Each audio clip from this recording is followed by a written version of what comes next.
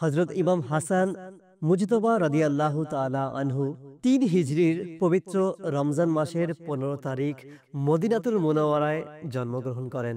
তিনি নবী করিম সাল্লাল্লাহু তাআলা আলাইহি ওয়া আলিহি ওয়াসাল্লামের প্রিয় দৌহিত্র সাইয়্যিদাতুনা ফাতেমাতুজ জাহরা রাদিয়াল্লাহু তাআলা আনহা এবং মাওলা আলী রাদিয়াল্লাহু তাআলা আনহুর জ্যেষ্ঠ পুত্র ছিলেন। তার নাম ছিল হাসান, উপনাম আবু মুহাম্মদ, এবং তার উপাধিগুলোর মধ্যে সিবতুর রাসূল, নবীর দৌহিত্র, এবং রাইহানাতুর রাসূল, প্রিয় নবীর ফুল উল্লেখযোগ্য।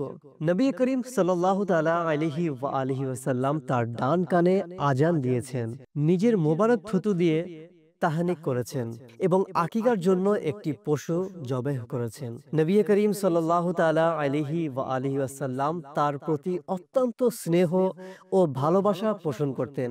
কখনো তাকে কাঁধে তুলে নিতেন, আবার কখনো সামান্য কষ্ট পেলেও অস্থির হয়ে পড়তেন।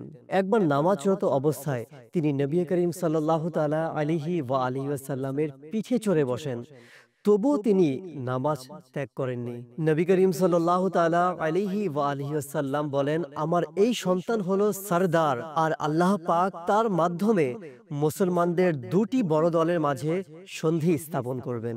হযরতে ইমাম হাসান রাদিয়াল্লাহু তাআলা আনহু ছিলেন অত্যন্ত পরহেজগার, কোমল হৃদয় সম্পন্ন, ক্ষমাশীল এবং দানশীল। তিনি ২৫ বার পায়ে হেঁটে হজ পালন করেছেন।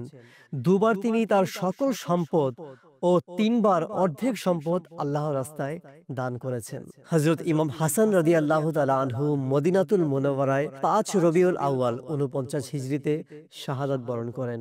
তার পবিত্র মাজার শরীফ জান্নাতুল বাকি মদিনাতুল মুনাওয়ারায় অবস্থিত। হযরত ইমাম হাসান রাদিয়াল্লাহু তাআলা আনহুর মর্যাদা, জ্ঞান, সহনশীলতা ও শান্তির নীতি আজও মুসলিম উম্মাহর জন্য আলোকবর্তিকা। তার জীবন আমাদেরকে শিক্ষা দেয় ক্ষমা, ধৈর্য, তাকওয়া ও ইখলাসের অনুপম দৃষ্টান্ত। আল্লাহ পাক হযরত ইমাম হাসান রাদিয়াল্লাহু তাআলা আনহুর সিরাত অনুসরণ করার আমাদের তৌফিক দান করুক। আমিন বিজাহিন নবীল আমিন সাল্লাল্লাহু আলাইহি ওয়াসাল্লাম।